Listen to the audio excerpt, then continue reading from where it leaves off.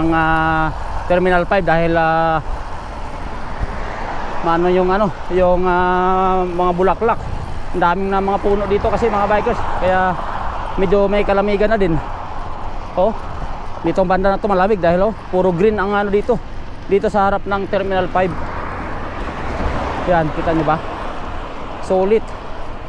Kita nyo naman kung gaano kaganda. Yan. Lamig dito. Malapit na tayo doon sa may Aramco. Dire-diretso na tayo.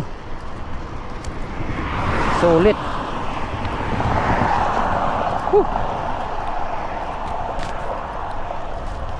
Yan, ingatan natin yung ating order dito. Ito solid, no?